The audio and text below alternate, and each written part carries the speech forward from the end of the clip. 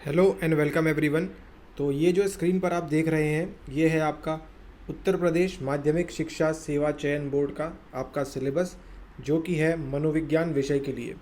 ये जो सिलेबस है ये आपके 2022 के लिए एवं आगामी जो आपके सेशंस होंगे 23, 24 उनके लिए भी यही मनोविज्ञान का सिलेबस आपका लगभग लगभग चलेगा।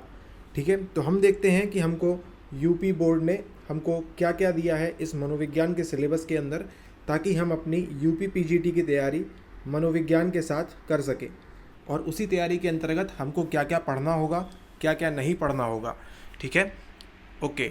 ये जो सिलेबस है ये लगभग लगभग 70% नेट के अकॉर्डिंग है। ठीक है, 70% नेट के परीक्षा में जो सवाल पूछे जाते हैं वही आपके इस यूपी बोर्ड में भी सवाल आते हैं, इस बात का ध्यान रखें। कुछ टॉपिक ऐसे हैं जैसे फिलॉसफी की बात करें, दर्शन की बात करें, तो वो आपको इसमें आपके यूपी बोर्ड की परीक्षा में, यूपी पीजीटी की परीक्षा में उतना देखने को नहीं मिलेगा। ठीक है, ओके। तो स्टार्ट करते हैं। सबसे पहले आपको कहाँ ले चलता है आपका बोर्ड, आपको बोलता है कि आप मनोविज्ञान के बारे में पढ़ें और सबसे पहले आप जानें कि उसका अर्थ क्या है। ठीक है, मनोविज्ञान यानी कि आपका मन प्लस विज्ञान। ठीक है, ये जो आपका मन प्लस विज्ञान है ये क्या कहना चाहता है। ठीक है, इसका सबसे पहले आप समझे अर्थ। उसके बाद वो चाहता है कि इसकी परिभाषा क्या है। क्या ये मनोविज्ञान संस्कृति से संबंधित है, या ये मनोविज्ञान जो है ये आपके एनवायरनमेंट से संबंधित है। ठीक है, या ये जो मनोविज्ञान है ये आपके बिहेवियर से संबंधित है ना। ये सब की परिभाषा या आपकी जो मानसिक प्रक्रियाएं हैं, मानसिक क्रियाएं हैं, उनसे संबंधित है। ये चाहता है कि आप इसके बारे में अच्छे से समझें। ठीक है, तो दूसरा हमको पढ़ना है परिभाषा। पहले हम जानेंगे मनोविज्ञान का अर्थ क्या होता है और उसके बाद परिभाषा। फिर इसका विषय क्षेत्र की बात करेंगे कि कहाँ कहाँ कौन कौन से इसके विषय क्षेत्र हैं। ठीक है, उसके बाद हम बात करेंगे इसकी उपयोगिता की, क्या मनोविज्ञान का उपयोग है या हम ऐसे ही बिना मतलब के इसको पढ़े जा रहे हैं। ठीक है, फिर मनोविज्ञान की अध्ययन विधियाँ, मनोविज्ञान की अध्ययन विधियाँ कौन कौन सी हैं उनके बारे में हमको जानना है। ठीक है, इसमें से प्रश्न आपका बनता है। फिर प्रायोगिक अध्ययन विधियाँ हैं। ठीक है, कई प्रकार की विधियाँ हैं, उनमें से प्रायोगिक वाली है, निरीक्षण है। ठीक है, फिर हम देखेंगे सैद्धांतिक अधिकल्प क्या है। ठीक है, कौन कौन से इसमें प्रोग्राम्स हैं आपके मनोविज्ञान के अंदर। ठीक है, फिर हम देखेंगे इन्हीं अधिकल्पों का अर्थ एवं महत्व। ठीक है, अगर यह जो सैद्धांतिक अधिकल्प हैं इनके क्या अर्थ हैं, क्या महत्व है इनका। ठीक है, फिर देखिए जैसे ही आपको नेट के यूनिट 1 से लेके आपको सीधे कहाँ ले जा रहा है, आपकी एनसीईआरटी की 9वीं चैप्टर में आपको ले जा रहा है। ठीक है, फिर यहाँ क्या पूछ रहा है आपसे, अभिप्रेरणा। मतलब वो ये यूपी बोर्ड आपसे सिर्फ इतना चाहता है कि आप मनोविज्ञान की अध्ययन विधियाँ, उनकी अर्थ, परिभाषा, विषय क्षेत्र, उपयोगिता के बारे में जानें। ठीक है, और इतना सब जानने के बाद आप सीधे कहाँ आ जाएं, आप अभिप्रेरणा के ऊपर आ जाएं। मतलब आप सीधे सीधे कहाँ पे आ जाएं, आप सीधे सीधे मोटिवेशन के ऊपर आ जाएं। ठीक है, जो मोटिवेशन, अभिप्रेरणा सभी के लिए ज़रूरी होती है। ठीक है, लेकिन अभिप्रेरणा को प्रभावित करने वाले कारक, ठीक है, आप सभी जानते हैं 2 प्रकार के कारक होते हैं, एक जैविक और एक सामाजिक कारक। ठीक है, तो उनके कौन कौन से कारक हैं, हमको भूख क्यों लगती है, प्यास क्यों लगती है, उसका क्या मोटिवेशन है। ठीक है, क्या उसके जैविक कारण है या साइकोसोशल कारण है, उसके बारे में हमको बात करनी है।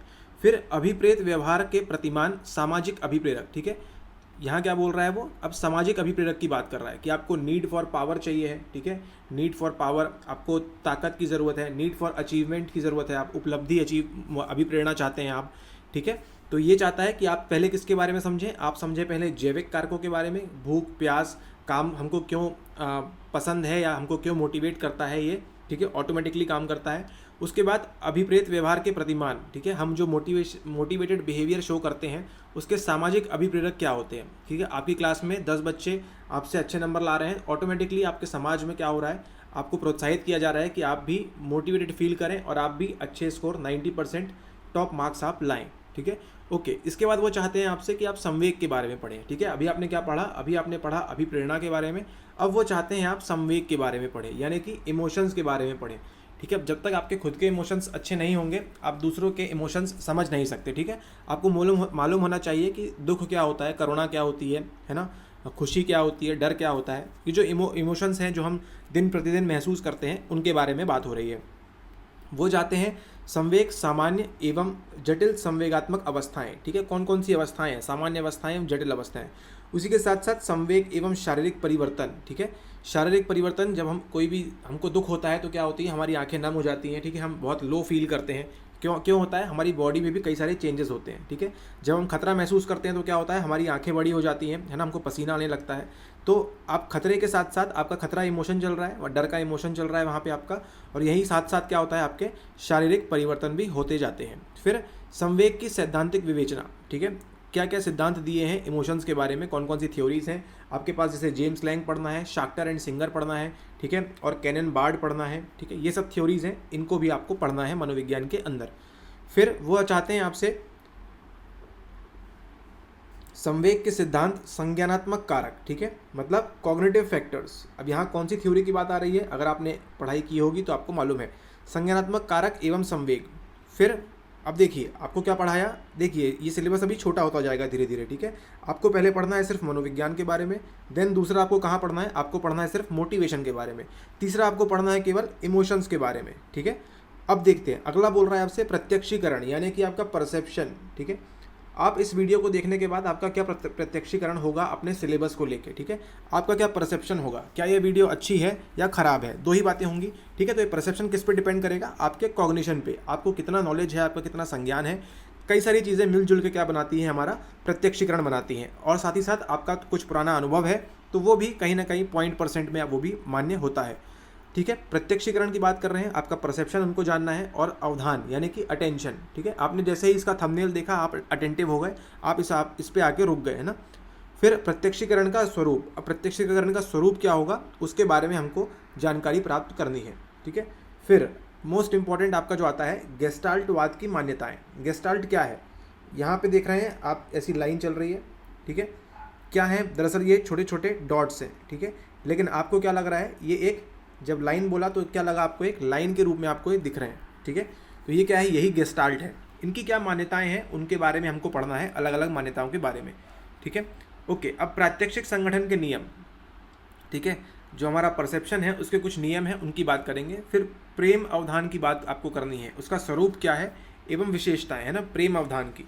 फिर यहाँ पे इंपॉर्टेंट आता है आपका चयनात्मक अवधान। अभी देखिए बात केवल किसकी चल रही है, आपके अटेंशन की चल रही है, यानी कि अवधान की बात चल रही है, ठीक है, और किसकी चल रही है, आपके प्रत्यक्षीकरण यानी कि आपके परसेप्शन की बात चल रही है। देखिए हिंदी माध्यम वालों के साथ क्या होता है, पूर्णतः हिंदी अगर उनसे बोली जाए तो क्या होता है, वहाँ पे भी कठिनाई होती है, ठीक है। तो हमारे कोर्स के अंदर हम क्या इंक्लूड करेंगे कि हम हिंदी के साथ साथ अंग्रेज़ी भाषा के जो शब्द हैं उनका भी हम प्रयोग करें, ठीक है, उनको भी हम क्या करेंगे, एक्सपेरिमेंट में लाएंगे, ताकि क्या होगा, बच्चों को अच्छा विकास होगा, ठीक है, ताकि उनको अटेंशन भी बनेगा, परसेप्शन भी बनेगा, साथ ही साथ वहाँ पे प्रत्यक्षीकरण और भी कई सारी चीज़ें हैं वो बनना स्टार्ट हो जाएंगी।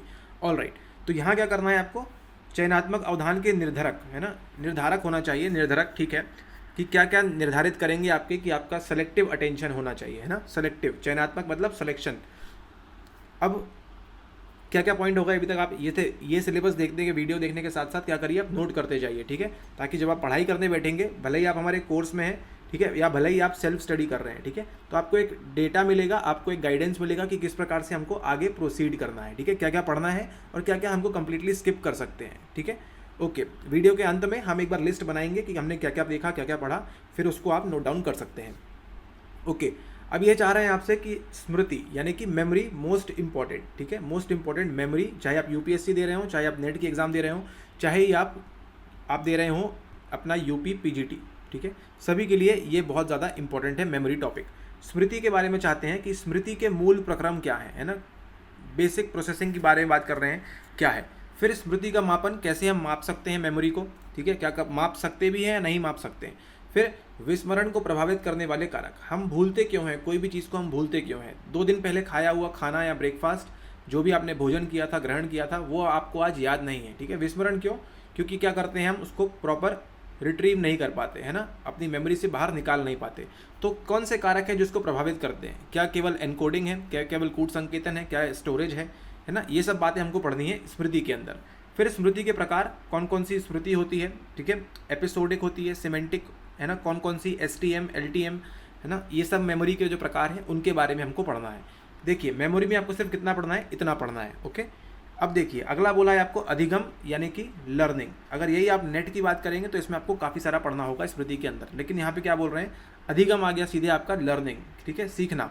आप अधिगम को प्रभावित करने वाले कारक, अधिगम को कौन कौन से कारक प्रभावित करते हैं, एक 2 साल का बच्चा कितनी जल्दी साइकिल चलाना सीखेगा और एक 8 साल का बच्चा, ठीक है। तो ये क्या है, कहीं ना कहीं आयु का डिफरेंस है, एज का डिफरेंस है। तो यही कह रहे हैं कि आयु एवं परिपक्वता की बात करनी है ना। यहाँ पे हमको क्या देखनी है, अनुबंधन, प्राचीन एवं नैमित्तिक, क्लासिकल कंडीशनिंग, उसके द्वारा बात करें। फिर यहाँ बोले आपको भूल द्वारा सीखना, है ना, गलती करके जब हम सीखते हैं उसके बारे में पूछ रहे हैं। फिर यहाँ दिया है अंतर्दृष्टि, अधिगम, आदत का निर्माण एवं आदत को प्रभावित करने वाले कारक, हमारी जो भी हैबिट्स बनती हैं वो क्यों बनती हैं, ठीक है। इसमें जो बात करें हम ऑब्जर्वेशन लर्निंग की, हम देख देख के सीखते हैं, ठीक है। जैसे बोबो डॉल का एक एक्सपेरिमेंट हुआ था, ठीक है। तो आपको क्या पढ़ना है, अधिगम के अंदर केवल इतना ही पढ़ना है, ठीक है। कौन कौन से उसके कारक है, कौन कौन से सिद्धांत है, थ्योरीज हैं, क्लासिकल कंडीशनिंग, है ना, ऑपरेंट कंडीशनिंग, अनुबंधन, प्राचीन, ये सब आपको पढ़ना है किसके अंदर, आपके अधिगम के अंदर। ओके, अब बात करें यहाँ पे अगला दिया है आपको व्यक्तित्व। थोड़ा देखिए अब सिलेबस यहाँ से क्या होता जाएगा, डिफिकल्ट होता जाएगा, ठीक है। तो ध्यान देते जाएं। व्यक्तित्व विकास की, व्यक्तित्व का स्वरूप, है ना, पर्सनैलिटी क्या है, ठीक है। कोई अच्छा दिख रहा है तो वो पर्सनैलिटी नहीं है, ठीक है। जो एक आम धारणा बन चुकी है कि कोई अगर अच्छा दिख रहा है, उन्होंने अच्छे कपड़े पहने हैं, तो क्या बोलते हैं हम, उनकी काफ़ी चार्मिंग पर्सनैलिटी है ना, या फिर बहुत ही हैंडसम पर्सनैलिटी है, इस प्रकार की बातें करते हैं। लेकिन एक साइकोलॉजी का स्टूडेंट होने के नाते आप सभी जानते हैं कि ये बिल्कुल क्या है, गलत बात है। पर्सनैलिटी जो है, व्यक्तित्व है, ये बिल्कुल भी ये नहीं है कि सामने वाला कैसा दिख रहा है, ठीक है।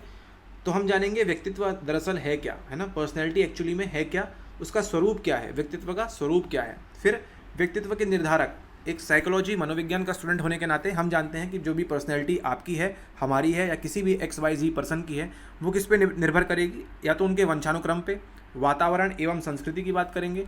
फिर हम देखेंगे व्यक्तित्व विकास की अवस्थाएं, कौन कौन सी अवस्थाएं होती हैं जो पर्सनैलिटी डेवलपमेंट में उपयोगी होती है ना। यहाँ पे हम बात करेंगे फ्रॉइड की, ठीक है।